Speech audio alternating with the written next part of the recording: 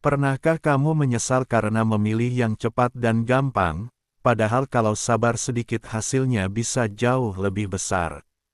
Halo, aku Papi, psikologis akademisi politik Indonesia pilihanmu. Di hari ke-337 tahun 2025 ini kita akan membahas satu pergeseran pola pikir yang sederhana tapi sangat kuat, yaitu sudut pandang jangka pendek versus sudut pandang jangka panjang. Bayangkan dua orang berdiri di persimpangan. Satu memilih jalan yang licin, cepat sampai, tapi ujungnya buntu. Satunya lagi memilih jalan yang lebih panjang, naik turun, tapi akhirnya sampai ke puncak. Banyak keputusan hidup kita mirip seperti itu. Di sini aku menekankan betapa pentingnya melatih mata untuk melihat lebih jauh, bukan hanya sekadar menyenangi hasil instan. Oke, mari kita mulai dengan definisinya, singkat dan jelas. Sudut pandang jangka pendek adalah saat kita memilih opsi yang memberi kepuasan atau menghilangkan rasa tidak nyaman sekarang, misalnya menonton series sampai larut agar rileks, atau membeli barang demi perasaan senang sesaat. Sedangkan sudut pandang jangka panjang berarti siap mengorbankan sedikit kenyamanan hari ini demi hasil yang lebih besar di masa depan, seperti belajar keterampilan baru, menabung rutin, atau membangun jaringan profesional. Kenapa kita gampang tergoda berpikir jangka pendek?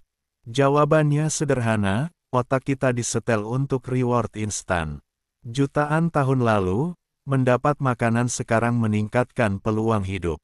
Di dunia modern, mekanisme itu belum berubah, tapi konteksnya sudah.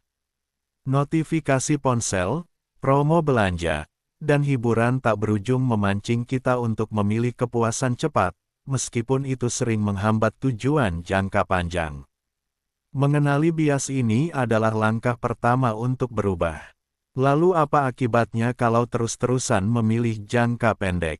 Dampaknya akumulatif, bukan hanya satu kali buruk. Keuangan stagnan karena kebiasaan belanja impulsif.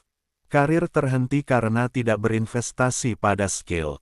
Hubungan rapuh karena reaksi emosional ketimbang komunikasi yang dibangun perlahan. Intinya, keputusan kecil yang berulang-ulang menciptakan hasil besar, dan seringkali bukan yang kita inginkan. Tapi berpindah ke pola pikir jangka panjang tidak berarti hidup penuh pengorbanan tanpa nikmat.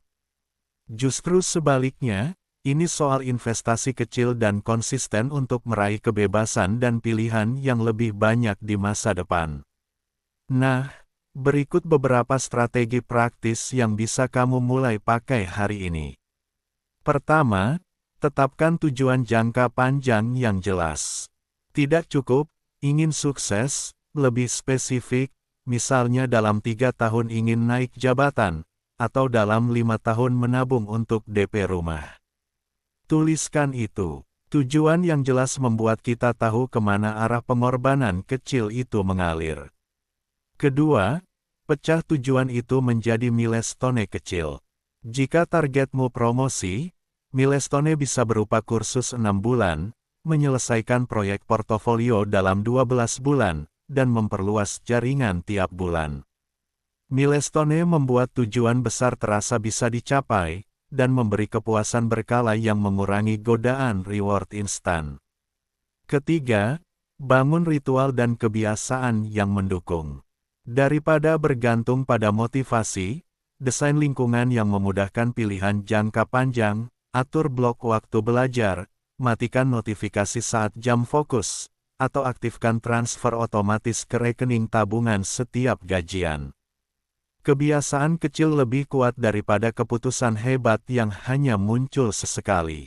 Keempat, buat aturan sederhana sebagai penyokong keputusan. Contohnya, sebelum membeli sesuatu di luar rencana, tunda 72 jam. Atau sebelum menerima pekerjaan sampingan, cek apakah itu sejalan dengan tujuan kariermu. Batasan-batasan seperti ini mengurangi keputusan emosional yang menyesatkan. Kelima, evaluasi dan adaptasi secara berkala. Setiap 3 bulan, lihat kembali progresmu, apa yang berhasil, apa yang tidak. Jangka panjang bukan berarti kaku, fleksibilitas dan pembelajaran dari pengalaman justru bagian penting dari strategi ini. Sekarang, sedikit cerita singkat supaya lebih terasa nyata. Bayangkan Ani, 2 tahun kerja di perusahaan yang sama.